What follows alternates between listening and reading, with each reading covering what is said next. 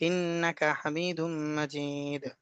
اللهم بارك على محمد وعلى آل محمد كما باركت على إبراهيم وعلى آل إبراهيم إنك حميد مجيد. اللهم صل على محمد النبي الأمي وعلى آله وسلم تسليما. اللهم صل على محمد وأنزله المقعد المقرب عندك يوم القيامة.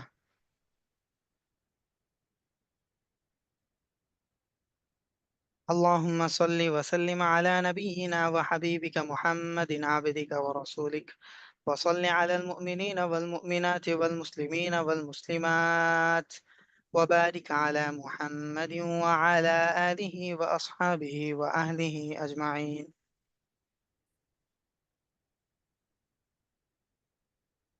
আলহামদুলিল্লাহ সুম্মা আলহামদুলিল্লাহ। আল্লাহ সুবহানাহু ওয়া তাআলার কাছে লাখো কোটি শুকরিয়া এই জন্য যে আল্লাহ সুবহানাহু ওয়া তাআলা আমাদেরকে আজকের এই দার্সে উপস্থিত হওয়ার তৌফিক দান করেছেন।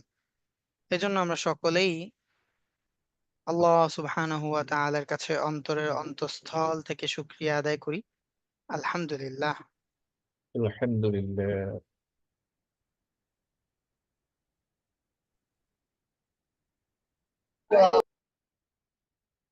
আজকে আমাদের এটিআই ক্লাস।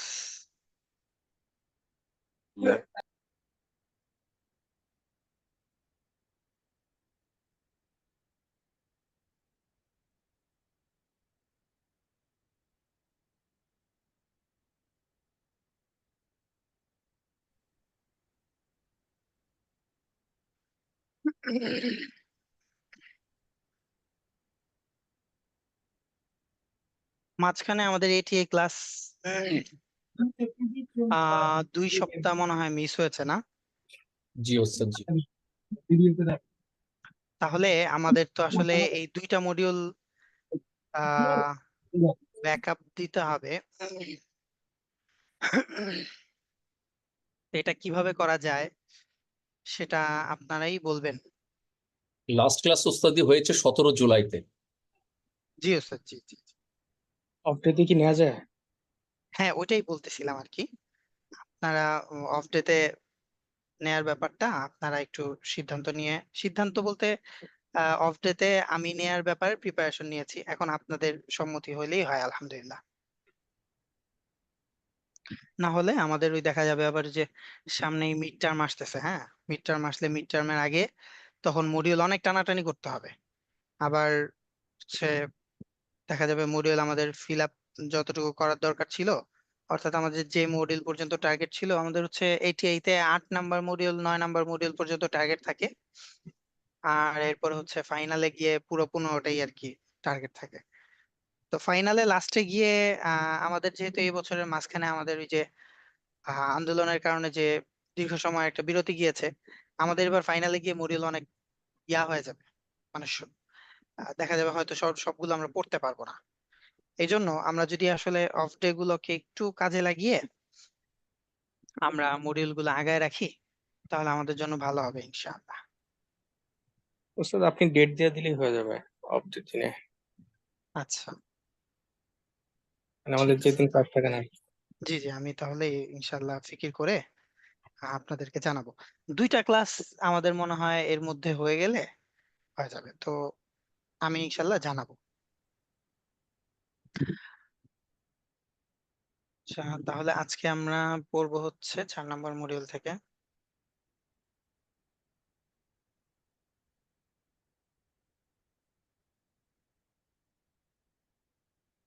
আগে আমরা একটু এটা বুঝে নেই যে আমাদের এখানে যেটা পড়া হচ্ছে,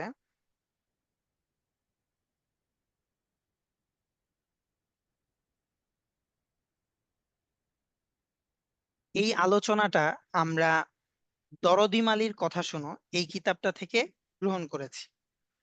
দরদি মালির কথা শোনো লেখক হচ্ছে আবু তাহের মির্জা সাহেব হুজুর, আদি হুজুর আমাদের। আদি বুজুর্গ নামে পরিচিত ছিল। জি, আমাদের উস্তাদ। তো আদি হুজুরের এই লেখাটাকে এখানে আনার উদ্দেশ্য হচ্ছে, এখানে আমাদের যখন এই প্রবন্ধটাকে আমরা আমাদের সিলেবাসের মধ্যে সংযুক্ত করতেছি, তখন আমাদের জেনে যেটা ছিল আসলে ওস্তাদ প্রকৃত। জি ওস্তাদ। বলছি এই এই মডিউলটা যত সুন্দর পড়ানো হয়ে গেছে, কারণ এটা আপলোড দেয়া দেয়া আছে। আচ্ছা, আজকে আমি আপনাদের ক্যাম্পাস একটু আবার করে ওস্তাদজি দিছি এই আর কি। ক্লাসটা সম্ভবত হয়নি, লাস্ট ক্লাস হয়েছে হ্যাঁ, 17। আমি আমি আমি আমি বলছিলাম আজকে আপনাদের ওই ক্যাম্পাস একটু আবার আপডেট করা হয়েছে। তো ওখানে আপনাদের ওই শিট গুলো সবগুলো একজন ভাই বলেছিলেন যে মনে হয় উনি বিদেশে থাকেন, তো যার জন্য উনি একটু এগুলো প্রিন্ট করতে চেয়েছেন, এই জন্য ওগুলোকে সব আপাতত আনহাইড রাখা হয়েছে। এই ক্লাস হয়নি, এই ক্লাসটা আমাদের আহ, আমি যদিও আগে ওপেন করে রেখেছি, কিন্তু এই ক্লাসটা আমাদের হয়নি আর কি। আচ্ছা, ঠিক আছে।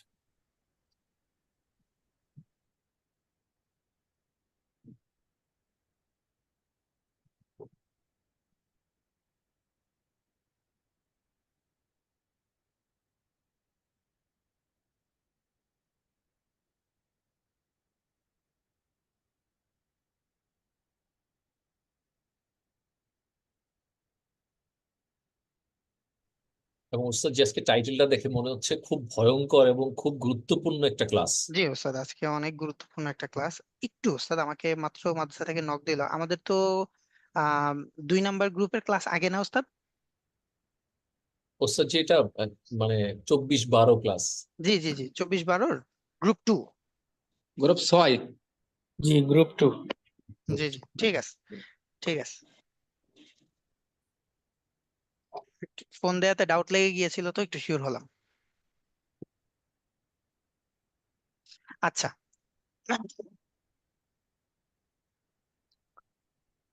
তো যেটা বলছিলাম ওস্তাদ, আমাদের এই বিষয়টা আমরা যখন এখানে এই প্রবন্ধটা আমরা যখন গ্রহণ করি, এই কিতাবটা থেকে, দরদি মালিক কথা কথা শোনো, এই কিতাবটা থেকে আমাদের মূলত এটি এই ক্লাসের মধ্যে যে বিষয়বস্তুগুলো আলোচনা করা হয়, আমরা ইলমে দ্বীন এর সাথে নিজেদেরকে নাহমাদুহু একজন, নাস্তাঈনুহু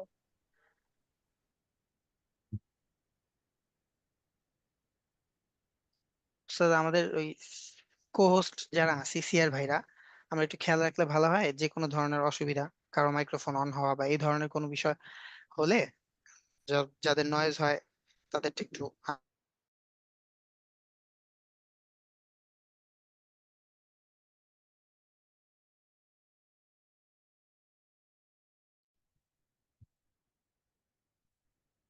দুই একজন আনমিউট থাকলে অসুবিধা নেই, বাকিরা যাদের অসুবিধা হয় তারা যেন, মানে অসুবিধা বলতে নয়েজ হয়, তারা যেন মিউট হয়ে থাকে।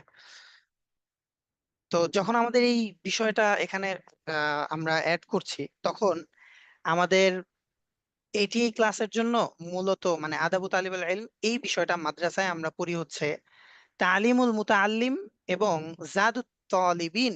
এই দুইটা কিতাব আমাদের এই সারা উপমহাদেশের মধ্যে, মানে আমাদের এই এশিয়া উপমহাদেশের মধ্যেই এই দুইটা কিতাব আমাদের মাদ্রাসার নিসাবের মধ্যে আমরা পড়ি, জাদুত তালিবিন আর হচ্ছে কি বলে তালিমুল মুতাআল্লিম।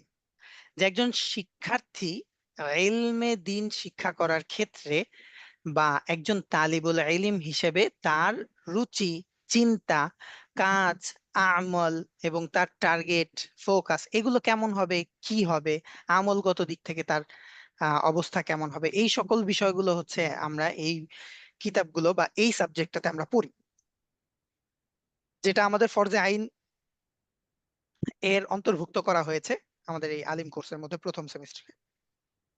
যে আমাদের জন্য আগে ইলম অর্জন করার আগে ইলমের আদব, ইলমের সম্মান, ইলমের মোহাব্বত, এই সকল বিষয়গুলো সব কিছু আমরা যেন বুঝতে পারি, জানতে পারি, এবং আমরা ইলম এবং ইলম দেনে ওয়ালা, ইলম লেনে ওয়ালা, এই সবার সাথে আমাদের আচরণ মুআমেলা কেমন হবে, কি আসবে বিষয়, এই সকল বিষয়গুলো যেন আমরা শিখে ফেলতে পারি।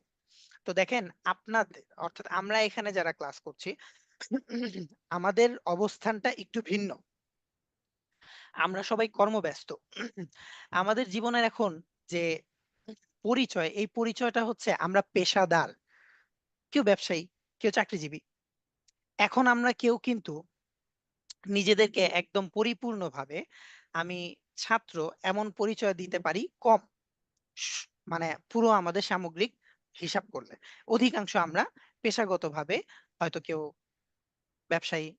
এক কথায় আমরা আমাদের কর্মজীবনের মধ্যে আহ নিজেদেরকে জড়িয়ে ফেলেছি, যার জন্য এখন এখানে যে বিষয়গুলো আমরা জানবো পড়বো, যেমন এই আলোচনাটা, এই প্রবন্ধটা এখানে আনার পিছনে যে উদ্দেশ্যটা ছিল সেটা হচ্ছে যে এইটা আদি হুজুর একটা সাবলীল ভাষায় হুজুরের একটা বিষয়কে কেন্দ্র করে হুজুরের মাদ্রাসায় ঘটে যাওয়া বা সে সময়ের কিছু উম, ঘটনাগুলোকেও হুজুর এখানে সামনে এনেছেন, যেগুলো পড়ার দ্বারা এই বিষয়টার সাথে সম্পৃক্ত যে সকল অঙ্গনগুলো আছে এই সকল অঙ্গনগুলো আমাদের পুরোপুরি পরিচিত হয়ে যায়। অর্থাৎ ইলমে দ্বীন থেকে মাহরুম হওয়ার কারণ কি কি আছে, এই সকল বিষয়গুলো হুজুর এখানে মোটা দাগে কয়েকটা বিষয়কে উল্লেখ করেছেন। আরো হুজুরের ইঙ্গিত কথাগুলোর থেকে বা আলোচনার থেকে আমরা আরো যে বিষয়গুলো বুঝতে পারি সেগুলো এখানে আমরা আলোচনা করব।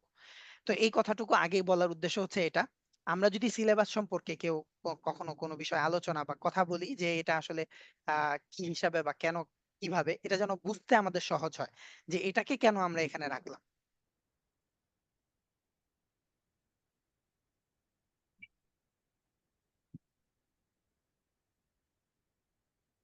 আচ্ছা, তো এখানে সর্বপ্রথম বিষয় হচ্ছে ওস্তাদ,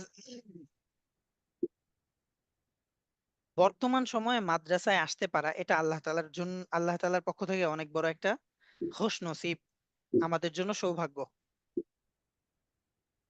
আমরা যে এই যে ইসলামিক অনলাইন মাদ্রাসা IOM এ পড়ালেখা করছি, এই প্ল্যাটফর্মের সাথে সংযুক্ত হয়েছি, আমরাও হাকিকি ভাবে তালিবুল ইলম এর কাতারে নিজেদেরকে শামিল করতে পেরেছি। আলহামদুলিল্লাহ। আল্লাহ তাআলার মেহেরবানি, আলহামদুলিল্লাহ সুম্মা আলহামদুলিল্লাহ। আমাদের এই প্রতিষ্ঠানের সাথে যে সকল আসাতিজায়ে কেরাম ওস্তাজগণ আছেন, প্রত্যেকেই আলহামদুলিল্লাহ সুম্মা আলহামদুলিল্লাহ আন্তরিকভাবে পরিপূর্ণভাবে খুলুসিয়াতের সাথে এই দ্বীনি খেদমতের জন্য নিজেরা যতটুকু ইলম অর্জন করেছেন সেই ইলমটুকু উম্মতের কাছে পৌঁছে দেওয়ার জন্য নিজেদের পক্ষ থেকেও একেবারে পরিপূর্ণভাবে কোনো ধরনের সংকোচ ছাড়াই হ্যাঁ উম, মানে পরিপূর্ণ আন্তরিক, আলহামদুলিল্লাহ। তো এই জন্য আমরা আল্লাহ তাআলার কাছে অনেক অনেক শুকরিয়া আদায় করি যে আমাদের অনেক এমন ভাই আছেন বা অনেক এমন মানুষ আছেন যারা অনেক ইচ্ছা যে আমি আসলে দিন শিখবো, মাদ্রাসায় পড়ালেখা করব, ভর্তি হব, কিন্তু আমাদের জন্য কোনো প্ল্যাটফর্ম বা এরকম কোনো সুযোগ তারা পাচ্ছেন না। কিন্তু আল্লাহ তাআলার মেহেরবানি, আল্লাহ তাআলা আমাদেরকে একটা সুযোগ করে দিয়েছেন।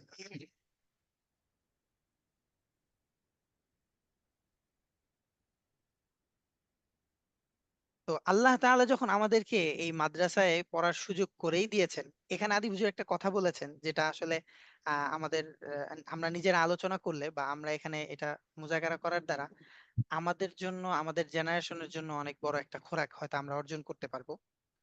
দেখেন, কথাটা খুবই গুরুত্বপূর্ণ। হুজুর এভাবে বলেছেন, আলহামদুলিল্লাহ, বড় বাস্তব সত্য যে এই জামানায় ইলমে দ্বীন হাসিল করার নিয়তে মাদ্রাসায় আসা আসতে পারা, মাদ্রাসায় আসা আসতে পারা আল্লাহর পক্ষ হতে অনেক বড় মেহেরবানি। আমাদের এমন অনেক ছিল, আমরা মক্তবে ভর্তি হয়েছিলাম একসাথে। এখন কেউ হয়তো ব্যবসায় মানে কোনো দোকানে বসে ব্যবসা করতেছে, কেউ হয়তো বিদেশে কর্মক্ষেত্রে অর্থকরী উপার্জন করতেছে। আবার আলহামদুলিল্লাহ আল্লাহ তাআলা বিরাট একটা দল আমাদের সাথীদের মধ্য থেকে তাদেরকে আল্লাহ তাআলা মাদ্রাসা খেদমতের মধ্যে, মসজিদের খেদমতের মধ্যে, দ্বীনের খেদমতের মধ্যে লাগায় রাখছেন। তো এরকম ভাবে আমরাও দেখি বা বাস্তবতা এটাই যে সবাই কিন্তু চাওয়া সত্ত্বে, ইচ্ছা থাকা সত্ত্বেও সবকিছু হাসিল করতে পারে না। হয়তো আমাদের সাথে অনেকেই বছরের শুরুতে IOM এর আহ, পড়ালেখা করবে বলে ভর্তি হয়েছিল, কিন্তু এখন একসাথে নাই। আমরা আগে ক্লাস করতাম 150-200 জনের উপরে, 250 জনের কাছাকাছি। এখন আমরা ক্লাস করি প্রত্যেকদিন 93 জন, 100 জন। তো এটা পৃথিবীর একটা গতি, নিয়ম, ধারাবাহিকতা, যে সবকিছুর ফ্লো বা গতি একরকম থাকে না। এবং সব তৌফিক আল্লাহ তাআলা সবাইকে দেন না। তো আল্লাহ তাআলা আমাদেরকে এখানে একত্রিত হওয়ার তৌফিক দিয়েছেন, এটা বহুত বড় মেহেরবানি আমাদের উপর, দয়া আল্লাহ তাআলার। তো আর তালিবে ইলমের পক্ষ হতে এটা অনেক বড় কোরবানি, একজন ছাত্রের পক্ষ হতে এটা অনেক বড় একটা কোরবানি। এটা কিন্তু আমাদের অবস্থানের সাথে পরিপূর্ণভাবে, হ্যাঁ, আমাদের অবস্থানের সাথে পরিপূর্ণভাবে মিলবে না এটা বললেও ভুল। আমাদের অনেক ভাই বোনদের কথা আমরা জানি, যারা ক্লাস করার জন্য এই রাতের বেলা গ্রামের মধ্যে, অজপাড়া গায়ের মধ্যে, বাড়ির ছাদে বা কোথাও হচ্ছে কোনো একটা জায়গায়, তিনি খুব রিস্ক নিয়ে বা প্রতিদিন এরকম একটা সময়ে তিনি শুধু ক্লাস করার জন্যই কোরবানি করেন, আরেকজনের বাড়িতে গিয়ে ক্লাস করেন। আমরা এরকম অনেক ভাই বোনদের কথা শুনেছি। বিদেশ থেকে যারা ক্লাস ক্লাস করেন তাদেরও অনেক সময় এরকম অনেক কষ্ট হয়। এটাও আপনাদের জন্য একটা কোরবানি। তবে এইখানে মাদ্রাসা অঙ্গনের আদি হুজুরের মাদ্রাসার কথা বলছেন, তো সেই হিসেবে দুইটাকেই আমরা আমাদের থিওরিতে রেখে বিষয়টাকে বোঝার চেষ্টা করব। তো মাদ্রাসার এই যে তালিবে ইলম হতে পারা, এটাও বহুত বড় একটা কোরবানি, কারণ দুনিয়ার শিক্ষায় সচ্ছলতার হাতছানি ছিল, যদিও তাতে রয়েছে আগাগোড়া অনিশ্চয়তা, তারপরও হাতছানি তো একটা আছে। কিন্তু সে আখেরাতের জন্য অসচ্ছলতার আশঙ্কাকে গ্রহণ করেছে, কথাটা বুঝতে পারলাম? আলহামদুলিল্লাহ ওস্তাদ জি। যদিও দুনিয়ার শিক্ষায় সচ্ছলতার নিশ্চয়তা নাই, যদিও দুনিয়ার শিক্ষায় সচ্ছলতার নিশ্চয়তা নাই, আবার দ্বীনে ইলম হাসিলকারী তালিবে ইলমের জন্য আল্লাহ তাআলা সচ্ছলতার দরজা খুলে দিতে পারেন। অসংখ্য নমুনা ও নজির রয়েছে উভয় ক্ষেত্রেই, তারপরও দিলের দ্বিধা দ্বন্দ্ব দূর হয় না। এগুলো আদি হুজুর যেহেতু প্রবন্ধ, তাই কিছুটা আবেগ এবং কিছু এমন কথাও এনেছেন যেগুলো হচ্ছে আহ, পুনরাবৃত্তি হয়েছে। তো এখানে মূল উদ্দেশ্য হচ্ছে যেটা হুজুর বুঝাতে চেয়েছেন, আল্লাহ তাআলা আমাদেরকে কবুল করেছেন আলহামদুলিল্লাহ। এখানে আমাদেরকে তালিব ইলম হওয়ার আল্লাহ তাআলা তৌফিক দিয়েছেন, এটা আমাদের জন্য সাআদাত। তো একটা মাদ্রাসার ছেলে, আমরা যারা আজকে এখানে ক্লাস করতেছি, কিছুদিন পর আমার ছেলেকে আমি মাদ্রাসা পড়াবো, দিনী শিক্ষায় শিক্ষিত করব। তো ইনশাআল্লাহ। আমাদের তো আলহামদুলিল্লাহ সবারই আশা করি এরকমই নিয়ত। তো আমি আমার সন্তানকে যখন শিখাবো, তখন আমি বাবা হিসেবে আমাকে এটা কিভাবে গ্রহণ করতে হবে? আসলে দেখেন, আমি মানুষ যখন প্রত্যেকটা জায়গা থেকেই শেখার মন মানসিকতা রাখার চেষ্টা করে, তখন মানুষের জন্য সবকিছু, মানে দুনিয়াটা অনেক বেশি আহ, মানে প্রাণবন্ত মনে হয়, তার কাছে প্রত্যেকটা কাজ অনেক বেশি ভালো লাগে। গতকালকে একটা জিনিস শিখলাম, আপনাদের কাছেও শেয়ার করি। আমার ছেলে, আমরা সবাই হচ্ছে রোজনামচা লিখি বা আহ, আমাদের অনেকের অভ্যাস ছিল বা জানি। রোজনামচা জিনিসটা কি এটাও তো জানা আছে নাকি? ডায়েরি লিখি না আমরা? জি ওস্তাদ জি। হ্যাঁ, আমাদের কারো অভ্যাস আছে, আবার কারো অভ্যাস নাই, কেউ আবার হচ্ছে শুধু জানি। তো আমি এই ঘটনাটা আমার ঘরের একটা ইয়ার সাথে, মানে আমার পরিবারস্থ এক ব্যক্তির সাথে ঘটে যাওয়া, এই জন্য আহ ঘটনাটা জানতে পেরেছি। আমার এক ওস্তাজের শিক্ষা এটা, মানে আমাদের ঢাকার হুজুর, বাইতুর রাসূল সাল্লাল্লাহু আলাইহি ওয়াসাল্লাম মাদ্রাসার যিনি জিম্মাদার, বড় হুজুর, ঢাকার হুজুর যায়েদুল কবির সাহেব হুজুর, হুজুর তার ছেলেদেরকে এই মেজাজেই এই রোজনামচার বিষয়টাকে শেখান, যেটা আমি গতকালকে শিখতে পেরেছি। যে একটা ছেলে যখন রোজনামচা লিখে, একটা মানুষ যখন রোজনামচা লিখে, তখন কিন্তু সে তার ডায়েরির মধ্যে নিজের একান্ত বিষয়টাকেই লিখেন, মনের ভিতরে যেটা আছে সেটা কিন্তু তিনি গোপনই রাখার নিয়ত করে লিখেন, যে আমার মনের কথাটা কেউ জানবে না, এটা আমি এখানে লিখে রাখলাম। তো এই রোজনামচা শুধুই রোজনামচা না, এটা একটা কাগজ দেখা যাচ্ছে, এটা একটা ডায়েরি দেখা যাচ্ছে, আসলে এটা একটা ডায়েরি না, এটা একটা শুধু কাগজ না, নিছক কাগজ না, বরং এটা একটা চিন্তার প্রতিচ্ছবি। এটা একটা ভবিষ্যতের যে ফলাফল, ওই ফলাফলের একটা অগ্রিম আর্ট প্ল্যান। বুঝতে পারলাম? এই যে একটা ডায়েরি রোজনামচা, আমি কেন বললাম, আমার উস্তাজ তার ছেলেদের ডায়েরি দেখেন, কিন্তু আমাদেরকে উস্তাদ আমাদেরকে এভাবে শিখাইছেন এবং আমরাও স্বাভাবিকভাবে এটাই জানি, কারো ব্যক্তিগত জিনিস না বলে ধরার এজাজত শরীয়ত দেয় না, এবং ব্যবহারের ইস্তেমালের এজাজত শরীয়ত দেয় না। এজাজত নিয়ে, অনুমতি নিয়ে প্রত্যেকের জিনিস ধরা। তো ডায়েরি এটা হচ্ছে এমন একটা জিনিস যেটা স্বীকৃতভাবে পার্সোনাল, ব্যক্তিগত। কিন্তু সন্তানের বেলায় ব্যক্তিগত হওয়ার ক্ষেত্রে সীমাবদ্ধতার পরিমাপ কতটুকু হবে, এটা আমি গতকাল আমার ওস্তাদের কাছ থেকে শিখেছি। জি ওস্তাদ, যে খুবই কিউরিয়াস, এটা জানা দরকার। জি। আমার সন্তান, আপনি আপনার সন্তান সম্পর্কে আইডিয়া নাই, কিন্তু হঠাৎ রাস্তায় কোনো একটা ঘটনাক্রমে কারো কাছ থেকে আপনার সন্তানের কোনো একটা এমন বিষয় আপনি জানতে পারলেন যেটা আসলে আনএক্সপেক্টেড ছিল, আপনি কখনো ভাবতেই পারেননি, কল্পনাই করতে পারেননি আমার সন্তানের দ্বারা এমন কিছু হতে পারে। কিন্তু যখন এমন কিছু ঘটে গেছে তখনও আসলে বাবার করার মতন কিছুই থাকে না। আসলে বাবা তখন বড়ই বেচারা হয়ে যায়, বড়ই বেচারা হয়ে যায়, যে বাবাকে আর তখন মানে সে, বাবা যদি আগে বাবার কিছু কিছু জায়গায় বাবার হওয়ার যে যোগ্যতা, সেই যোগ্যতাগুলোকে যদি আগে থেকেই প্রতিষ্ঠিত রাখতো, তাহলে একটা বয়সে গিয়ে বাবা সন্তানের পক্ষ থেকে যে আঘাতগুলো পায়, সেই আঘাতগুলো আসলে এমন হয় না যে সন্তানকে সে অপছন্দের দৃষ্টিতে দেখে। কারণ সন্তান সন্তানই, সন্তান সে যত বড়ই যেমনই হোক, সন্তান যেমনই হয়ে যাক, মায়ের কাছে সন্তান সন্তান, বাবার কাছে সন্তান সন্তানই। আমার সন্তান যতই খারাপ হয়ে যাক, সন্তান সন্তান। তো সেই ক্ষেত্রে আসলে আমার সন্তানটা ছোটবেলা থেকে কার সাথে উঠা বসা করতেছে। আমাদের দাওয়ার একটা, এক সময় আমরা একটা প্ল্যান, আমাদের একটা প্রোগ্রাম চলতো টিনেজদের নিয়ে। কারণ এই টিনেজ বয়স থেকেই হচ্ছে আমাদের পরবর্তী সবকিছুর প্ল্যান গুলো আমরা এখান থেকেই করার চেষ্টা করি, এই টিনেজ বয়স থেকে। তো একটা সন্তান ছোটবেলায় সে তার রোজনামচার মধ্যে কি লিখতেছে, তার ডায়েরির মধ্যে কি লিখতেছে, সে কি তার মা বাবার সাথে তার আন্ডারস্ট্যান্ডিংটা ভালো না ভালো না এগুলা লিখতেছে, তার কোন বন্ধুটার সাথে কেমন সম্পর্ক, তার কোন জিনিসটার আহ মানে তার এই যে আজকের দিনে ঘটে যাওয়া এই ঘটনাগুলোর মধ্য থেকে কোন জিনিসটার সাথে তার সম্পর্কটা কেমন। একটা বিষয় যেটা আমি চিন্তা করি আমার সন্তান বা আমার নসল, আমার প্রজন্মের মধ্যে কেউ এরকম হবে না, ঠিক ওই রকম চিন্তা ভাবনা কি আমার সন্তানের জীবন, আহ এই জীবন ঘটনা প্রবাহগুলোর মধ্যে কোনো ধরনের কোনো প্রভাব ফেলতেছে কিনা, বা এর কোনো আসর ওর জীবনে পড়তেছে কিনা। আমিও ওকে যে সকল বিষয়গুলো শেখাচ্ছি, আমি একভাবে আশা করতেছি যে এগুলো শেখানোর পর এত বছর পর ফলাফল আমি এরকম পাবো, বা আমার টার্গেট থাকবে এরকম এরকম, যেরকম আমরা আমাদের নিজেদের জীবনটাকে নিয়ে টার্গেট করি। তো সেই ক্ষেত্রে কিন্তু আমরা আমাদের সন্তানদের ক্ষেত্রেও টার্গেট করি। কিন্তু আমার টার্গেট অনুযায়ী যে আমার সন্তানকে বড় হতে হবে শরীয়ত এটাও বলে না, আবার ব্যক্তি স্বাধীনতার দিক থেকেও ওই ব্যক্তি সবাই এরকম চায় না।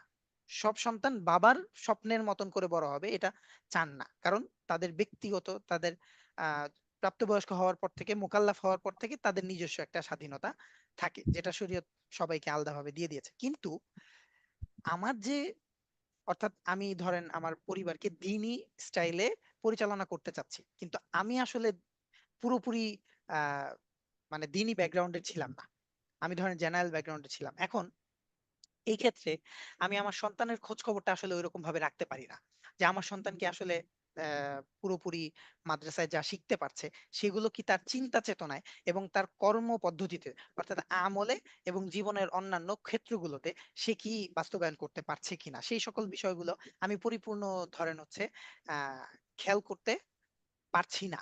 এখন সে ওই রোজনামচার মধ্যে তার বন্ধু বান্ধবের সাথে ঘুরতে যাওয়া, বিভিন্ন জায়গার বিভিন্ন ঘটনার কথাগুলো যখন লিখছে, তখন আমি বুঝতে পারলাম আমি আমার ছেলেকে চাই যে সে দিনের উপর চলবে, কিন্তু ভিতরে ভিতরে তার মধ্যে কিছু দুনিয়ার এমন বিষয়ের বীজ বপন হয়ে যাচ্ছে বীজ বৃক্ষ হিসেবে, যেগুলো আসলে আমি কখনো চাচ্ছি না।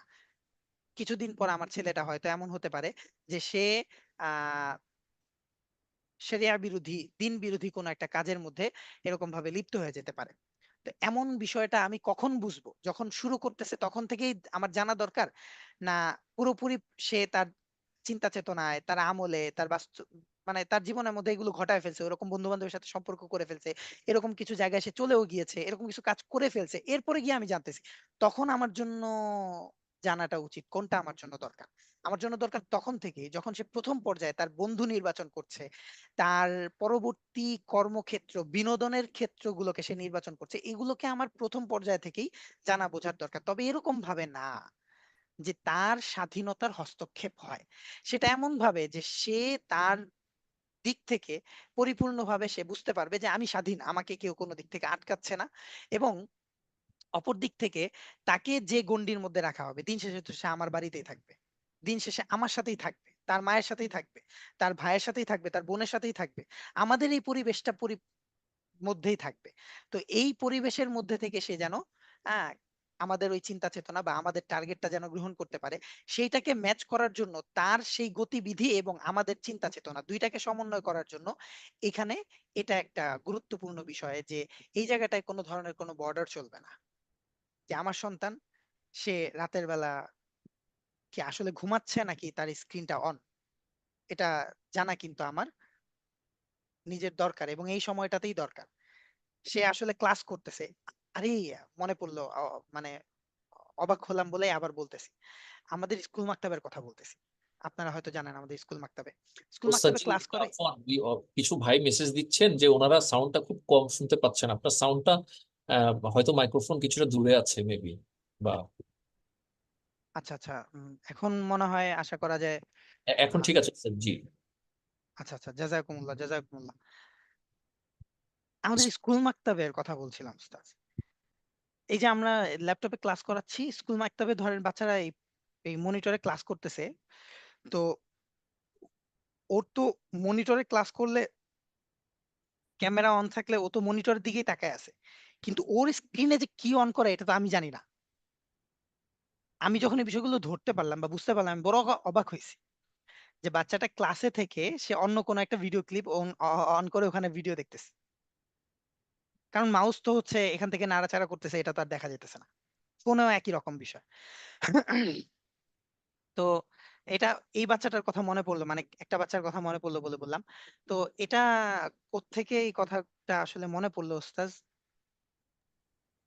ও, যে আমি আমার ওস্তাদের কাছ থেকে গতকালকে যেটা শিখেছি এটা কথাটা বলতে গিয়ে মনে পড়লো যে ইউসেজ। আসলে সন্তানের ক্ষেত্রে কিছু কিছু জায়গায় কোনো ধরনের কোনো বর্ডার থাকে না, আর সেই জায়গাগুলো খুবই সূক্ষ্ম, যেটা আমাকে এই সময় থেকেই জানতে হবে। এটা কিন্তু আমাদের এই দার্সের অন্তর্ভুক্ত বিষয়। এটা আমাদের সাথে আমরা কিভাবে সমন্বয় করব এই জন্য বলছি। আমি যদি আমার সন্তানকে মাদ্রাসায় দেওয়ার পর সে মাদ্রাসা থেকে যা শিখতে পাচ্ছে বা মাদ্রাসায় কোন ছেলেটার সাথে তার সম্পর্ক হচ্ছে, এই সকল বিষয়গুলো যদি আমি না জানার চেষ্টা করি, সে কোন মন মানসিকতা লালন করছে, এই সকল বিষয়গুলো যদি আমি না জানার চেষ্টা করি, তাহলে একটা সময় এমন হবে যে আসলে তখন সন্তানের প্রতি আমার দোষ দিয়ে কোনো লাভ হবে না। জি লা স্যার। ইলাহা ইল্লাল্লাহ। এই জন্য আসলে বাবা হওয়া তো খুবই সহজ, কিন্তু আদর্শ বাবা, যোগ্য বাবা হওয়ার জন্য দোয়া, চেষ্টা, ফিকির সবকিছুর প্রয়োজন হয়। ইসমাইল আলী ইসলামের কথা ইব্রাহিম আলী ইসলাম শিখাইছেন। একবার ইব্রাহিম আলী ইসলাম আসছেন, এসে আহ ওই যে হাজেরা আলী ইসলামকে আর হচ্ছে ইসমাইল আলী ইসলামকে ইব্রাহিম আলী ইসলাম যে রেখে গেছিলেন মক্কায়, এর বহু বছর পর আসছেন। তখন ইসমাইল আলাইহিস সালাম বিবাহিত। তো আসার পরে ইসমাইল আলাইহিস সালামের ঘর, ইব্রাহিম আলাইহিস সালাম তিনি নবী, আল্লাহ তাআলা তাকে অনেক যোগ্যতা দিয়েছেন, তিনি খুঁজে বের করছেন যে অমুক অমুক নামের তারা হচ্ছে এখানে থাকেন। তো সেই ঘরে যাওয়ার পরে ইসমাইল আলাইহিস সালাম তখন বিবাহিত, আর ইব্রাহিম আলাইহিস সালাম যখন ইসমাইল আলাইহিস সালাম এর বাড়িতে, মানে ইব্রাহিম আলাইহিস সালামের বিবি হাজেরা আলাইহিস সালাম এবং ইসমাইল আলাইহিস সালামের বাড়িতে গেছেন, যাওয়ার পরে ইব্রাহিম আলাইহিস সালামের সাথে একটা মেয়ের সাথে দেখা হয়েছে বাড়িতে প্রবেশ করার সাথে সাথে। তখন বলছে ঘরে কি পুরুষ মানুষ আছে? তো ইসমাইল আলাইহিসসালামের বিবি বলছেন না, ঘরে তো পুরুষ মানুষ নাই। তখন ইব্রাহিম আলাইহিসসালাম বলছেন যে ঘরের যিনি কর্তা সে আসার পরে তাকে এই সংবাদটা দিবেন যে একজন এসে এই কথা বলে গেছেন, ঘরের চৌকাঠটা বদলায় নিও, ঘরের চৌকাঠটা বদলায় নিও। তো ইসমাইল আলাইহিসসালাম যখন আসছেন, আসার পরে ইসমাইল আলাইহিসসালামের বিবি এ কথা বলছেন, বলার পরে ইসমাইল আলাইহিসসালাম সাথে সাথে বিবিকে তালাক দিয়ে দিছে, বিবিকে ছেড়ে দিছে। কারণ তিনিও নবী ছিলেন, ইসমাইল আলাইহিস সালাম তিনিও জানতেন সংবাদটা কে দিয়েছেন এবং এর অর্থ কি। শোনার সাথে সাথে বুঝতে পারছেন ঘরের চৌকাঠ মানে ইব্রাহিম আলাইহিস সালাম, আমাদের আদি পিতা, আমাদের পিতা আমাদেরকে কি শিখিয়েছেন। মা হচ্ছে কি এমন একটা জায়গা যেটা হচ্ছে ঘরের সবচেয়ে মূল জায়গা। মা যদি এই দিক থেকে দুনিয়াকে ঘরের মধ্যে প্রবেশ করতে দেয়, সন্তানও দুনিয়াই দেখবে। মা যদি এই দিক দিয়ে আখেরাতকে প্রবেশ করতে দেয়, তাহলে সন্তানও আখেরাতই দেখবে। দুইটা ঘর, তফাৎটা খুব সহজ। আমি ধরেন নিচতলায় থাকি, উপরে দুইটা ঘর, একটা ঘরে টিভি আছে আর একটা ঘরে টিভি নাই, দুই ঘরেরই বাচ্চারা মাদ্রাসায় পড়ালেখা করে। এক ঘরের বাচ্চারা এমন হয়েছে যে আলহামদুলিল্লাহ পর্দা পুশিদা, নামাজ, অন্যান্য সব বিষয়ের ক্ষেত্রে তাদের তুলনাই হয় না। আরেক ঘর, তারাও কিন্তু মানে মাদ্রাসায় পড়ালেখা করছে, কিন্তু তাদের ঘর আর একটা দুনিয়াদারদের ঘরের সাথে কোনো ধরনের কোনো তুলনা হয় না। তাহলে বলেন, আমি যদি আমার সন্তানকে মাদ্রাসায় পড়াই, অপর দিক থেকে আমার সন্তান মাদ্রাসায় কি তাকে আমি পাঠাচ্ছি এই জন্য যে সে মানে মাদ্রাসায় সারা জীবনই থাকবে? নির্দিষ্ট একটা সময় পর্যন্ত আমার ছেলের মন মানসিকতা, চিন্তা চেতনা, শিক্ষা দীক্ষা, তার উন্নতি উৎকর্ষের চূড়ান্ত একটা পর্যায় পর্যন্ত বা একটা স্তর পর্যন্ত প্রতিষ্ঠিত হতে আমি তাকে নির্দিষ্ট একটা সময় পর্যন্ত তাকে শিক্ষা প্রতিষ্ঠানে পাঠাচ্ছি। আচ্ছা, তাহলে বাড়ি এবং শিক্ষা প্রতিষ্ঠান দুইটার মধ্যে সম্পর্ক কি? বাড়ি হচ্ছে এমন একটা ক্ষেত্র তার জন্য, সে যা কিছু শিখে এসেছে শিক্ষা প্রতিষ্ঠান থেকে তা প্রয়োগ করবে এই কর্মক্ষেত্রে, বাড়ির মধ্যে। কারণ বাড়ি ছেড়ে কি কেউ যেতে পারবে জীবনটা কোনোদিন? না ওস্তাদ জি। এখন বাড়ির পরিবেশটা, সে মাদ্রাসায় যা শিখেছে তা প্রয়োগ করার মতন কোনো ক্ষেত্রই নাই। আপনি হাতে নিয়ে আসছেন ক্রিকেট ব্যাট আর হচ্ছে টেনিস বল। এখন ঘরের মধ্যে আসলে ক্রিকেট খেলার মতন আর কোনো জায়গাই নেই। তো করা যাবে কি, টেনিস বলটাকে একটু ড্রপ করা যাবে, একটু গড়াগড়ি করা যাবে, এইটুকুই করা যাবে। এখন সে বাড়ি থেকে যা যা নিয়ে আসছিল, মাদ্রাসা থেকে যা যা নিয়ে আসছিল, বাড়িতে সেগুলো প্রয়োগ করার জায়গা নাই। এখন সে কি করবে বলেন? সে যখন বাইরে যাবে, তখন বাইরে গিয়ে সে তার প্রয়োগ ক্ষেত্র, সর্বপ্রথম প্রয়োগ ক্ষেত্রটা কোথায়? বাড়ি। বাড়ির একটা মানুষের সামনে সে যে যে কাজটা সর্বপ্রথম নিঃসংকোচে করতে পারে, সে বাহিরে মানুষের সামনে সেটা নিঃসংকোচে করতে পারে না, সেখানে তাকে প্রশিক্ষণের প্রয়োজন হয়। তো দেখেন, তার জন্য যেটা সবচেয়ে নির্মল মানে প্রয়োগ ক্ষেত্র ছিল, সেটাই কিন্তু প্রস্তুত না। তাহলে বলেন, এই যে একটা সন্তান, তার 10 বছর মেহনত করা হলো তার পিছনে, 12 বছর 15 বছর মেহনত করা হলো, এরপরে যদি ফলাফল না আসে, তাহলে সর্বপ্রথম দায়ী কারা? অবশ্যই আব্বা মা। হ্যাঁ, এটাই, যে এখানে তো আর মাদ্রাসা বা শিক্ষা প্রতিষ্ঠান এরা তো দায়ী না। সর্বপ্রথম দায়ী আমি, কারণ প্রথম থেকে আমার সন্তানকে যে বিষয়গুলো আমার খেয়াল রাখার দরকার ছিল সেগুলো আমি খেয়াল রাখতে পারিনি। আমার সেই মিসিং মানে কি বলে, আমার সেই ছুটে যাওয়া বিষয়গুলোর জন্য আজকে যে ফলাফল আমার সামনে এসছে, সেটা আসলে আমার নিজের হাতেরই কামাই। তো এই টপিকটায় এতগুলো কথা মনে পড়লো। আমরা সবাই ভুক্তভোগী, আমার জি। যতটুকু জানা, এবং আমি আমাদের দেশের জরিপ অনুযায়ী যতটুকু আমার আহ ইলম আছে, আমরা বাংলাদেশে সবাই ভুক্তভোগী সন্তানদের ক্ষেত্রে। এবং এই বিষয়ে বহু সেমিনারও আলহামদুলিল্লাহ অনেক মানুষ করার চেষ্টা করেছে, কিন্তু আহ, মানে কেন যেন আমাদের পরিবেশের মধ্যে আমরা আসলে আমাদের যে চিন আমাদের যে আশা আকাঙ্ক্ষা, সেরকম ভাবে পরিবেশগুলোকে আমরা গড়ে তুলতে পারছি না। এবং কারণ পাশাপাশি আমাদের আমি একটু ইন্টারেপ্ট করি, সেটার কারণ হচ্ছে যে অধিকাংশ ক্ষেত্রে আব্বা মা তারা নিজেরাই সংশোধিত হতে চায় না, বা বিষয়টা এমন কঠিন হয়ে যায় যে আমরা নিজেরাই তো ভালো হতে চাই না। বিষয়টা আসলে এরকম। জি আমি আর ওস্তাদ। একটু অ্যাড করি ওস্তাদ, যে এখানে অনেকটাই শৈথল্যবাদী কারণে এরকম হয়। অনেকেই আছে অনেক কিছু জায়েজ করে দিছে, ভালো ওই যে খারাপের বিষয় মানে মূল পরিবেশের উপর ইম্প্যাক্ট পড়ে। মূল দিকটা হচ্ছে কি, মানে এই আমরা এখন যেগুলো যেগুলো আপনারা দুজনে বললেন, মানে মূল বিষয়টা হচ্ছে কি, যে আমি আমি আগে নিজে যদি দিনী বিষয়গুলোকে আমার নিজের মধ্যে পারফেক্ট করতে পারি, তাহলে আমার থেকে যা বের হবে ওইটা কিন্তু ওই রকমই হবে। ডেফিনেটলি ডেফিনেটলি জি। তো এই জন্য আসলে আমাদের দুর্বলতার কারণে অনেক সময় হয়তো এমন হয় যে আমরা আসলে হ্যাঁ, সন্তানদের ক্ষেত্রে, সন্তান প্রতিপালনের ক্ষেত্রে যেমন এটা শিক্ষকের ক্ষেত্রে হবে। ওস্তাদ, আমি আপনাদেরকে অনেক আমলের কথা বলি, কিন্তু ক্ষেত্র বিশেষে ওই আমলগুলোর কখনো কখনো আমিও ভুলে যাই। এটা হয় বাবা মার ক্ষেত্রে, এমন হতে পারে বাবা মা সন্তানকে একটা জিনিস শিখিয়েছে, ক্ষেত্র বিশেষে বাবা মার ক্ষেত্রে এটা নাও হতে পারে, কিন্তু এটা তো হওয়া যাবে না যে আমার মধ্যে সেটা না থাকা, মানে নেই বলে আমি যে আমার ছেলেকে শেখাবো না, আমি যে অন্যকে শেখাবো না। এইটার জন্যই আসলে ইসলামের প্রায়োরিটি, দ্বীনের প্রায়োরিটি, দাওয়াতের প্রায়োরিটি একমাত্র এইটার জন্যই। কারণ আল্লাহ রাসূল সাল্লাল্লাহু আলাইহি সাল্লাম বলেছেন, দেখো তোমার মধ্যে যেটা নেই সেটা নেই বলে তুমি অন্যকে দাওয়াত দিবে না, এটা যদি করো না তোমার মধ্যে কোনোদিন আনতে পারবে, আর না তুমি এই আমল বা এই কথাটা অন্য কারো কাছে পৌঁছায় দিতে পারবে। এই জন্য দেখো তুমি আমল করতে পারছো আর না পারছো, তোমার নিয়তটাকে তুমি পাক্কা করো। আমি নিয়ত করলাম আমলের জন্য, তোমার নিয়তটাকে তুমি পাক্কা করো, আর তুমি এই দাওয়াতটা পৌঁছায় দিতে থাকো। দেখো তুমি 10 জনের কাছে দাওয়াত পৌঁছায় দিচ্ছ, একদিন দেখবা ঠিকই অন্য আরেকজন যে এই আমলটাকে খুব সাদরে গ্রহণ করেছে তার প্রভাবটা তোমার মধ্যে পড়বে, এবং তুমিও এই আমলে ঠিকই আমলকারী হয়ে যাবে। ইনশাআল্লাহ। Yes, that's right. তো এই জন্য সন্তানদের ক্ষেত্রে সব জায়গায় গিয়ে আবার মানে না, অর্থাৎ সন্তান প্রতিপালনের প্রত্যেকটা পদ্ধতিও আমাদেরকে পরিপূর্ণভাবে জেনে বুঝে শিখে আমাদেরকে প্রয়োগ করার চেষ্টা করা। আল্লাহ তাআলা আমাদেরকে ভরপুর তৌফিক দান করেন। আল্লাহুম্মা আমিন। আচ্ছা, তো এখানে এই যে আমরা এখন যে কথাগুলো বললাম এগুলো একটা টপিক, যেটা হচ্ছে সন্তান মাহরুম হওয়ার জন্য। সন্তান মাহরুম হওয়ার জন্য এখানে এই বিষয়গুলো আসবে। আহ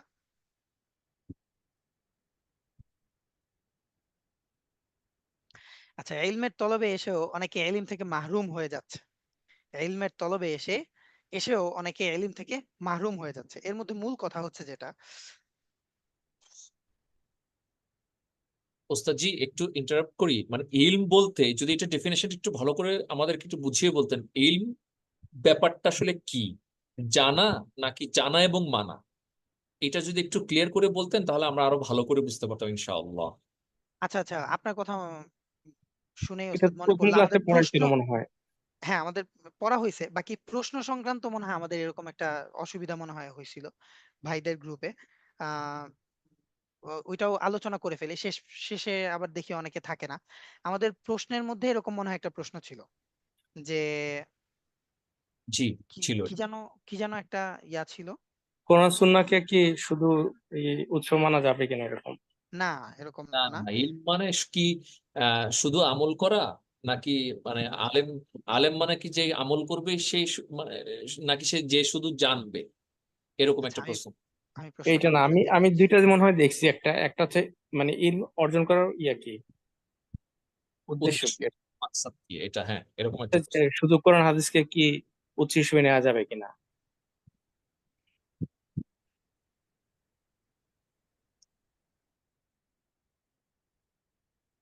আচ্ছা, প্রশ্নটা ছিল হচ্ছে ইলম কি আল্লাহ তাআলার নাফরমানি থেকে বিরত রাখে?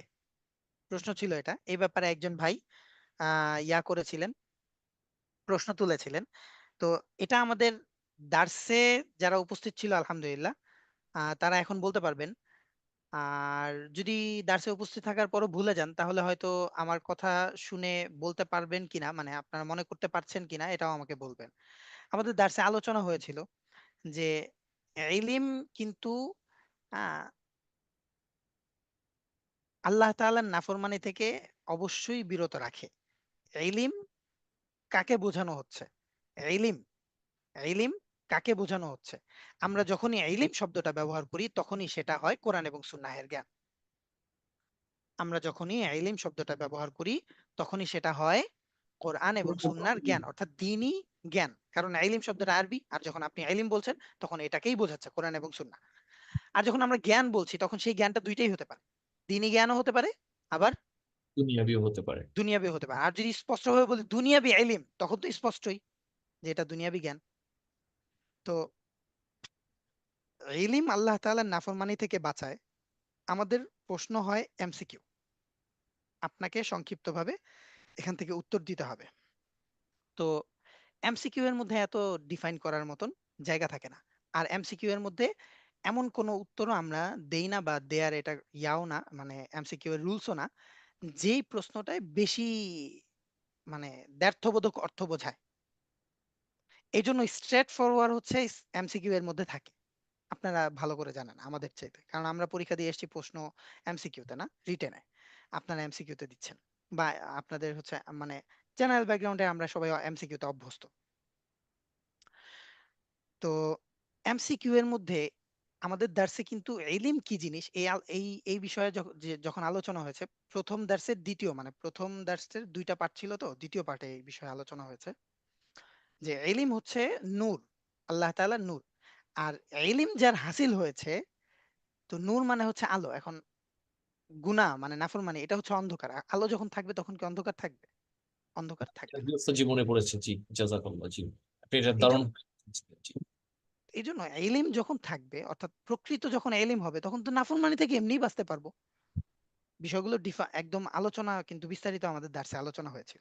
তো যখন প্রশ্ন এসছে, প্রশ্ন আসার পরে সেখানে মানে আপনারা এই প্রশ্নটার উত্তর নিয়ে আহ, যিনি বলেছিলেন যে এখানে হ্যাঁ শর্ত সাপেক্ষে, মানে এটার মধ্যে এইরকম তিনি বলেছিলেন যে হ্যাঁ শর্ত সাপেক্ষে হলে এটা বেশি ভালো হতো। আমরা এখানে স্ট্রেট ফরওয়ার্ড সবকিছু দিয়েছি, কারণ এমসিকিউ এর মধ্যে হয়তো আপনার একজনের দৃষ্টিকোণ থেকে এরকম মনে হতে পারে, কিন্তু আমাদের সিস্টেমেটিক্যাল দিক থেকে 100 জনের জন্য এটা আমাদের দৃষ্টিকোণ থেকে এইভাবে দরকার ছিল।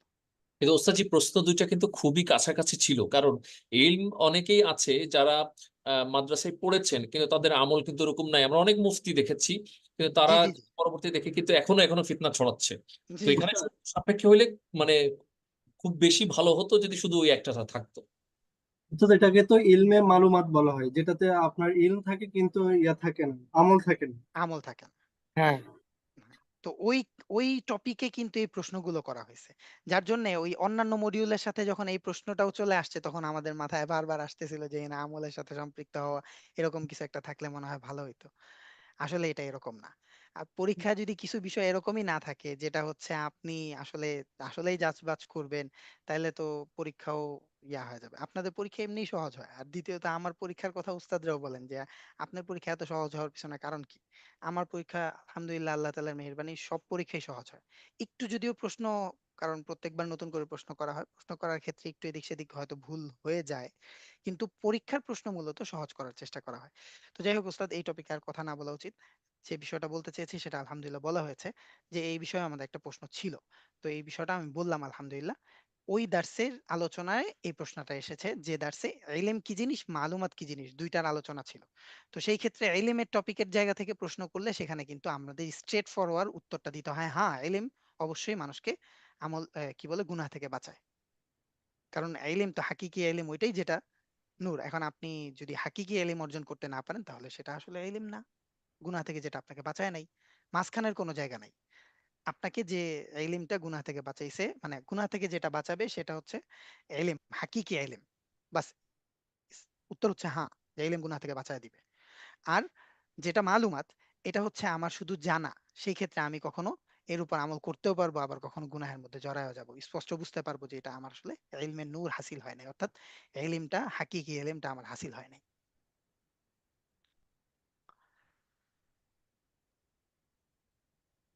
আচ্ছা, প্রশ্ন নিয়ে কারো কোনো কথা থাকলে আবার দার্সের শেষে বলিয়েন ওস্তাদ।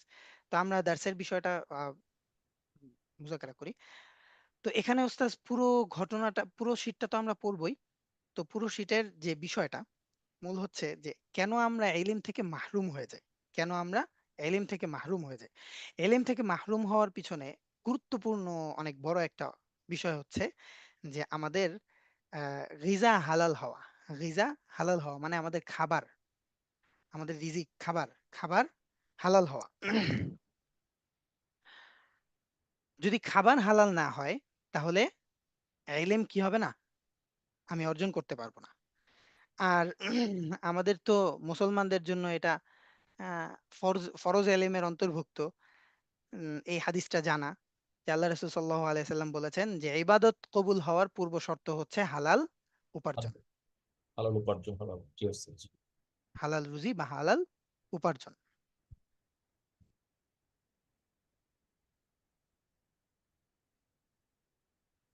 ইলম আফওয়ান কি বলে, আহ হালাল যদি আল্লাহ তাআলা, হ্যাঁ যদি আল্লাহ তাআলার কাছে আমার ইবাদতকে কবুল করাতে চাই, তাহলে অবশ্যই হালাল রুজি এটা জরুরি।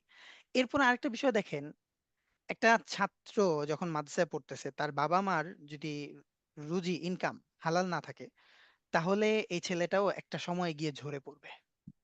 এর কারণ হচ্ছে এই ইলমের সাথে সম্পর্কটা কোথায়? আসমানে। ইলমের সাথে সম্পর্কটা কোথায়? আসমান। আসমানে। ইলম খুদ আল্লাহ তাআলার একটা বস্তু। আল্লাহ তাআলা যাকে চান তাকে দেন। আল্লাহ তাআলা যাকে চান তাকে দেন। নবীদেরকে আল্লাহ তাআলা দিয়েছেন, যাকে ইচ্ছা করেন নবীদের ওয়ারিস আবার আল্লাহ তাআলা বানান। তো এই ইলম হচ্ছে আসমানি একটা জিনিস।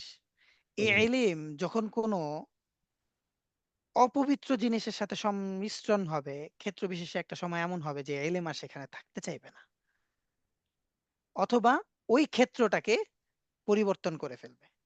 তো এই জন্য একটা ছেলে যখন মাদ্রাসায় পড়ে, তখন এই ছেলেটার, বা একটা ছেলে যখন দিন শিখে, দেখেন এখানে এই মাদ্রাসায় পড়ার সাথে কথাগুলো আসছে, এর সাথে বাস্তবানুগ মিল আমাদের সাথে কিভাবে আমরা করব, আমরা যারা ইনকাম করছি, আমরা যারা ইনকাম করছি অথবা এখনো পর্যন্ত বাবা মায়ের ইনকামে চলছি, আমাদের জন্য কথাগুলো এভাবেই মানে বাস্তবে আমাদের সাথে প্রয়োগ করে নেয়া, যে আমি যখন ইলম অর্জন করছি তখন আমার এই ইলম অর্জন করার জন্য যে সকল টাকা পয়সাগুলো, এখানে অর্থকড়িগুলো ব্যয় করা হচ্ছে, এই অর্থকড়িগুলো কি হারাম ভাবে আসতেছে না হালাল ভাবে আসতেছে। যদি হারাম ভাবে আসে, তাহলে একটা সময় গিয়ে আমার জন্য খাতরা অপেক্ষা করতেছে, সামনে কোনো একটা ক্ষতি আমার জন্য অপেক্ষা করতেছে, যে কোনো একটা সময় আমি হোঁচট খেয়ে পড়ে যাব। তো এটা হচ্ছে গুরুত্বপূর্ণ একটা বিষয়, যেটা মানে অনেক ছেলেদের জীবন, অনেক তালিবে ইলমদের জীবন এরভাবে নষ্ট হয়ে যায় একমাত্র বাবা মার কারণে। কারণ বা বাবার কোনো খেয়াল ছিল না যে অর্থকড়ি যেখান থেকে বাস হারামের সাথে সম্পৃক্ত থেকে অর্থকড়ি উপার্জন করছেন, কিন্তু একটা পর্যায়ে ছেলে গিয়ে এমন হয়েছে যে আসলে সে আর মাদ্রাসায় টিকতে পারেনি, অথবা মাদ্রাসা থেকে ফারেগ হওয়ার পরে ওই যে একটু আগে আপনারা যা বললেন আর কি, এখনো পর্যন্ত এরকম অনেকেই আছে, এখনো ফিতনা ছড়াইতেছে। তো এরকম আর কি ঘটনাগুলো এভাবেই ঘটে, যে যখন হারামের কোনো না কোনো একটা ছোঁয়া চলে আসে বা সংমিশ্রণ চলে আসে, হারাম দেখেন যে কোনো দিক থেকে হারাম, যে কোনো দিক থেকে আয়ের, আপনার দোকানের ব্যবসার মধ্যে যে কোনো ভাবে সুদের কোনো সম্পর্ক আছে, কিস্তির কোনো সম্পর্ক আছে, যে কোনো ভাবে আপনার ব্যবসার সাথে ব্যাংক লেনদেনের খুব একেবারে হট কানেকশন আছে। একটা হচ্ছে যে ব্যাংক লেনদেনটা আমাদের কাছে মুখ্য না, আমাদের কাছে নগদ অর্থ মুখ্য, তবে ক্ষেত্র বিশেষে আমরা এটাকে মাধ্যম হিসেবে ব্যবহার করতে পারি, সহযোগী হিসেবে, ওটা ভিন্ন কথা। আবার ওই ক্ষেত্রে গিয়ে ওই সহযোগী কেউ পরিপূর্ণ এই পদ্ধতিতে না হলে ওই সহযোগীও আমার এই মূল ক্ষেত্রে এসে আমার, গ্রহণীয় হবে না। হ্যাঁ। তো এই জন্য আগে আমাদের খেয়াল করা আমার ইনকাম ঠিক আছে কিনা। এখন এখানে এসে আমাদের এই দার্স যখন হয় তখন আমাদের যে সকল ভাইরা ব্যাংকে চাকরি করেন তাদের অনেক প্রশ্ন থাকে জি প্রতি স্যার। বছর, প্রতি বছর। এবং সেই সকল বিষয়গুলোর একটা মোটা দাগের সহজ সমাধান হচ্ছে এটা, যে আপনি কোনো দিক থেকে জোড়াতালি দিয়ে আসলে যেই চাকরিগুলো হারামের সাথে সম্পৃক্ত আছে, হ্যাঁ, সরকারি চাকরির ভিতরে বলেন বা বাহিরে বলেন, বেসরকারি বলেন, অর্ধ সরকারি বলেন বা স্বায়ত্ত, যে যে কোনো রকম ভাবে বলেন, যেখানে এই হারামের সম্পর্ক আছে সেই জায়গাগুলো থেকে নিজেদেরকে সরিয়ে ফেলা, এর বাহিরে আর কোনো বিকল্প কিচ্ছু নাই। জি স্যার। জি স্যার। নিজেদেরকে সরিয়ে ফেলা, আর সরিয়ে ফেলার জন্য কি করা, আজকেই আপনি কালকে বলবেন যে আমি রিজাইন করলাম, এরকম না, না, না, এরকম না। শরীয়তের একটা দিক নির্দেশনা হচ্ছে এটা, সুন্নাহ মোতাবেক দিক নির্দেশনা হচ্ছে এটা, আমি আগে যেখানে পা দিব সামনে ওখানে মাটি আছে কিনা ওইটা আগে দেখতে হবে। সামনে যদি মাটি থাকে ওখানে পা দিয়ে এরপর পিছন থেকে ওই ময়লা যেখানে পা দিয়ে রেখেছিলাম সেই জায়গাটা থেকে পা উঠিয়ে নিয়ে আসা। অর্থাৎ আগে আমার কোন একটা কর্মক্ষেত্র আগে ব্যবস্থা করা, পরিপূর্ণ ব্যবস্থা করে তারপর ওখান থেকে কনভার্ট হওয়া বা ওখানে স্থানান্তরিত হওয়া। আমরা অনেকেই হয়তো এরকম করি, যেরকম আমাদের এর আগেও অনেক ভাই এরকম বলছেন যে এই কথা শোনার পর তো স্যার চাকরি ছেড়ে দিছি। আগে ভাগে চাকরি ছেড়ে দেওয়ার কারণে দেখা যায় সিভি ড্রপ করার পরে 2-3 মাস অনেক জায়গায় লাগে, অনেক জায়গায় 6 মাসও লেগে যায়, তাই না, চাকরি হইতে এরকম অনেক অসুবিধা হয়। এই জন্য যাদের এরকম হারাম কোনো মানে ব্যবসা বলেন, চাকরি বলেন, যে কোনো দিক থেকে বলেন, যে আপনি এরকম একটা কোম্পানির মধ্যে আছেন যেখানে আসলে হারামের সাথে সম্পর্কটা খুব গভীর, সেখান থেকে আপনি চলে আসেন, বাস পরিবর্তন করে ফেলেন। তো এটাকে কিভাবে আগে নতুন একটা কর্মক্ষেত্র তৈরি করেন, তারপরে ওইটাকে ছেড়ে দেন। তো ওস্তাদ, হারাম যে কোনো ভাবেই হোক, জি। হারাম যে কোনো ভাবেই হোক, আমার হারাম দিয়ে আমার যে ফোঁটা রক্তটা তৈরি হয়েছে, যে টুকরা গোশতটা তৈরি হয়েছে, ওইটা জান্নাতে যাবে না। আর আমার দেহের যদি বলা হয় যে টাকনুর নিচে না আফওয়ান, এই কথা এখানে আলোচনার দরকার নাই। যদি বলা হয় যে হাতটা জাহান্নামে যাবে, তাহলে কি এখন হাতটা কাইটা জাহান্নামে পাঠাবে? কখনোই না, পুরোটাই যাবে। হ্যাঁ, আল্লাহু আকবার। এবং ওস্তাদ যে আজকে যে গুরুত্বপূর্ণ কথাটি আপনি এখানে বললেন, এবং এটা সমাজে এখন সব থেকে অন্যতম উপেক্ষিত একটা ব্যাপার, যেটা মানুষকে খুব হালকা মনে করে এবং এটার সম্পর্কে মানুষ খুব একটা গুরুত্বই দেয় জি না। জি, ওই যে এই শেষ জামানা আলামতের মধ্য থেকে একটা আলামত তো এটা যে মানুষ আসলে হারামকে হারাম মনে করবে না। দেখেন আজকে সুদ আমাদের সমাজের মধ্যে যেমন, আহা, অবাক হতে হয়। একটা এই ঝালমুড়িওয়ালা, এই বেচারা সুদে টাকা নিছিল 30,000 টাকা, এখন সেই সুদ পরিশোধ করতে হচ্ছে 3 লাখ টাকা। আল্লাহ। ঝালমুড়ি বিক্রি করে 3 লাখ টাকা ঋণ পরিশোধ করা কি পসিবল? কখনোই না, অ্যাপারেন্টলি না। মানে আমরা আসলে খোঁজ নেই না বলে এই ঘটনাগুলো জানি না। আমি এটা খোঁজ নিয়েছি বলে একজনের ঘটনা জানি, এরকম আরো অনেক জনের ঘটনা জানি যারা আমাদের কাছে এসে সমাধানের জন্য পরামর্শ করেছেন। তো এখন এই এই পদ্ধতিটাকে পরিবর্তন করার জন্য দেখেন আহ, আমাদেরকে এইভাবে এখন আমাদের দিনই দিক থেকে চিন্তা করার বিকল্প নাই যে আমাদের মাদ্রাসার ওলামায়ে কেরাম তাদের আসলে পুরো ব্যাংকিং ব্যবস্থা, বর্তমানের যে ব্যাংকিং ব্যবস্থা, এটা তো হচ্ছে ব্রিটিশ সিলেবাসে শিক্ষায়িত ব্যাংকিং ব্যবস্থা না, নাকি মাদ্রাসা শিক্ষা ব্যবস্থা? পুঁজিভিত্তিক অর্থ ব্যবস্থাকে কেন্দ্র করে এই ব্যাংকিং ব্যবস্থাটি পরিচালিত হচ্ছে। জি, মানে মৌলিকভাবে এই অর্থ ব্যবস্থার সবকিছু তো হচ্ছে ওই হচ্ছে, এটা তো হচ্ছে ইয়াতে, মানে ক্যাপিটালিজমের একটা হ্যাঁ মূল। ক্যাপিটাল, এইটা, আরে এটার প্রণেতা জানো কে? নাম মনে করার চেষ্টা করতেছিলাম আর কি। ডেমোক্রেটিক আব্রাহাম লিঙ্কন জি জি। এই সিস্টেমকে যে সর্বপ্রথম রোল করছে। তো দেখেন এই সিলেবাসটা হচ্ছে আহ, পুরোপুরি ডেমোক্রেটিক, মানে এটা কুফরি ব্যবস্থার সিলেবাসে মানে এই শিক্ষা ব্যবস্থাটা বা এই কর্ম ব্যবস্থাটাকে শেখানো হয়, এই ব্যাংকিং ব্যবস্থা। এখন মাদ্রাসার ওলামায়ে কেরাম তাদের কি এই পুরো জ্ঞানটা আছে? এই সিলেবাসের নলেজটা কি আছে যে এখন ব্যাংকিং ব্যবস্থাটাকে কিভাবে চালানো হইতেছে? যারা জানার চেষ্টা করতেছেন তারা কেউ একাডেমিক্যালি ভাবে বা এতটা পুরোপুরি হচ্ছে? ওস্তাদ আছে তো আমাদের এখানে, এই যে মৌলানা মাসুম, উনি আছেন, ওনার ইনস্টিটিউশন আছেন, আমাদের ও, আল্লামা তাকি। আপনি কি উস্তাদ মালিবাগ থাকেন? জি জি। এবং উনি কিন্তু ও ইসলামিক আচ্ছা, আছে, উনি কিন্তু হ্যাঁ মানে হ্যাঁ হ্যাঁ ফিনান্সিয়াল কনসালটেন্ট উনি। হ্যাঁ, আমার ওস্তাদ ওস্তাদ আমিও আর কি ওইটা বলতেছি না। ওই কিছু আছে ওস্তাদ, আমাদের আলোচনার সময় আমরা আসলে মেজর বিষয়গুলোকে সামনে রাখার চেষ্টা করি। মানে আমাদের কাছে মোটা দাগের যে বিষয়, আমাদের মাদ্রাসা সব জায়গায় সব মাদ্রাসার ওলামায়ে কেরামের কিন্তু নাই আসলে এই জ্ঞানটা নাই। সেরকম ভাবে নাই। যেইটুকু আছে সেইটুকু হচ্ছে দেখে বুঝে ওই আমরা ওই ছোট ছোট বিলবোর্ড পড়ে যতটুকু জেনেছি এতটুকু। কিন্তু আমরা যারা এই নিজেদেরকে সমাজের মধ্যে আহ, সব দিক থেকে উম্মাদকে নিয়ে চলার জন্য ফিকির করছি, তাদের জন্য তো আসলে দরকার সব অবশ্যই জানা।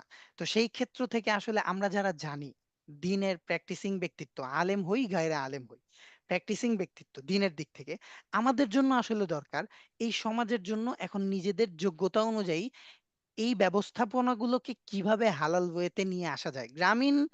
অর্থ আহ গ্রামীণ অর্থ ব্যবস্থাকে যে প্রতিষ্ঠিত করার জন্য আমাদের আহ আমাদের বর্তমান ডাক্তার ইউনূস মাননীয় স্যারকে, মাননীয় প্রধানমন্ত্রীকে আমরা যেরকম ভাবে সম্মান করি, হারাম হোক, বিশ্ব কিন্তু তাকে কেন সম্মান করছে? এটা হারাম আমি বলছি না, যে হারাম হওয়ার পরেও আমি তাকে প্রাধান্য দিচ্ছি এরকম বলছি না। আমি বোঝাতে চাচ্ছিলাম যে দেখেন, কাজকে সে করে দেখিয়েছে বলে মানুষ প্রায়োরিটি দিয়েছে। জি ওস্তাদ, তো সে আমরা, গ্লোবালি সেলিব্রেটেড একজন জি পারসন। সেটাই বলছি যে আসলে কেন তাকে গ্লোবালি তাকে এতটা হচ্ছে রেসপেক্ট করেছে, কাজকে প্রেজেন্ট করেছে। তো আমরা আসলে কথায় যে বিষয়গুলোকে প্রেজেন্ট করি এগুলোকে কাজে বাস্তবায়ন করার জন্য একটু ফিকির করলে, এবং আমরা যারা জানি কাজে বাস্তবায়ন করতে পারবো, আমাদের সেই যোগ্যতা আছে, তারা যদি একটু এগিয়ে আসি, তাহলে তো আসলে আমাদের জন্য সবকিছু ব্যবস্থাপনা বা আমাদের জন্য চলা সহজ সম্ভব। আমরা কিছু কিছু এই যে আমাদের ওস্তাদ মাত্র বললেন, আমাদের ওস্তাদ মুফতি আব্দুল্লাহ মাসুম। আব্দুল্লাহ মাসুম হাফিজাউল্লাহর কথা, হুজুর আবার আলা তবকার মানুষ, হুজুরের চিন্তা চেতনার সাথে সব মানুষের বা সবার আসলে মেলানো মুশকিল। হুজুর কিছু কিছু জায়গায় খুব আপনি কি স্ট্রং। আপনার ওস্তাদ, মানে আপনি কি ওনার কাছে সরাসরি ছাত্র? আমার উস্তাজের উস্তাদ এবং হুজুরের কিতাব সরাসরি আমরা পড়ছি। ও আচ্ছা, জি জি। উনি যে হুজুরের অর্থ ব্যবস্থার কিতাবই আমরা পড়ি। আমি আমার ইফতায় আমাদের হুজুরের অর্থ ব্যবস্থার কিতাবগুলোই আমরা পড়ি। আচ্ছা আচ্ছা, জি। আপনি তো অনেক ভাগ্য করছেন। তার মানে আপনি আপনি ইকোনমিক্স, ইসলামিক ইকোনমিক্স সম্পর্কে বেশ ভালোই জানেন, তাহলে বোঝা যাচ্ছে। না, ওই টপিকে আমি আসলে কথা বলতে চাচ্ছি না। এই আরকি পড়ালেখা আমাদের অবশ্যই করতে হয়। কারণ আমাদের ফিকহ গুলোকে জানতেই হয়। Definitely. অর্থ ব্যবস্থা আমি না জানলে আ আমাদের আ এবং বিশেষত আপনি আমরা হৃদয়ে পড়ে আসছেন ওস্তাদ জি। ডেফিনিটলি হ্যাঁ? জানেন। জি, আপনি তো স্বীকার করছেন, ডেফিনিটলি জানেন। এটা জানতে হয় আরকি। জি। আচ্ছা, তো এখানে আমাদের দরকার হচ্ছে আমরা যারা জানি তাদেরকে একটু হরকত করে আমাদের সমাজের অবস্থাগুলোকে পরিবর্তন করা। এটা হচ্ছে আমাদের মূল দায়িত্ব এবং আমাদের জন্য করণীয়। দেখেন আমরা এই যে আলহামদুলিল্লাহ এখন আগের অবস্থার পর এখন আলহামদুলিল্লাহ সবার মধ্যে বিভিন্ন বিষয়ের আলহামদুলিল্লাহ আগেও ইউনিটি ছিল। কিন্তু এখন ইউনিটিটা আরো অনেক বড় হয়েছে। অনেক জি। বিষয় আমাদের দেশীয় বিষয় বলেন, আমাদের চাহিদাগত বিষয়গুলোতে বলেন। তো আমরা এই বিষয়গুলোকে পারব না এমন না ওস্তাদ। অবশ্যই পারব। কিন্তু আমাদেরকে আসলে একটা ছত্রছায়ায় আগে আসতে হবে। আ অনেক ওলামায়ে কেরাম এই বিষয়ে কাজ করার জন্য নিজেদের পক্ষ থেকে অনেক উদ্যোগ নিয়েছেন। কিন্তু আসলে ২০ কোটি মানুষের মধ্যে যখন ২০০ জন আলেম মাত্র টার্গেট নিয়েছে যে ২০ কোটি মানুষকে এখন সুদিমুক্ত অর্থ ব্যবস্থার মধ্যে নিয়ে যাব, তখন ২০০ জন মানুষ কিভাবে এই ২ কোটি মানুষকে ২০ কোটি মানুষকে মানে তারা গাইড করবে? এটা একটু একটা ওস্তাদ জি, আমি একটু গুরুত্বপূর্ণ বিষয় জানতে না? চাই, সেটা হচ্ছে যে এই যে আমরা সাধারণ যে স্ট্র্যাটেজিটা দেখানো হয় যে মাদ্রাসায় টোটাল যে মানে স্টুডেন্ট তার 2% বা 2 থেকে 4% পড়ে, বাকি যে 90% ছেলে মেয়েরা তারা তো এই যে অর্থ ব্যবস্থা তারা তো পড়ছে পুঁজিবাদী অর্থ ব্যবস্থা, তারা যে ইসলামী অর্থ ব্যবস্থার সুফল সম্পর্কে তারা কিন্তু কিছুই জানতে পারছে না, যার কারণে একটা ব্যাপক জনগোষ্ঠী এই সুফলটা কিন্তু তারা না বুঝতে পারার কারণে তারা কিন্তু ইসলামের এই যে সুবিধা তারা কিন্তু এটা বুঝতেও পারছে না, যার কারণে কিন্তু জি। সর্বক্ষেত্রে এই খারাপ প্রভাবটা তারা বুঝতেও পারছে না। জি ওস্তাদ।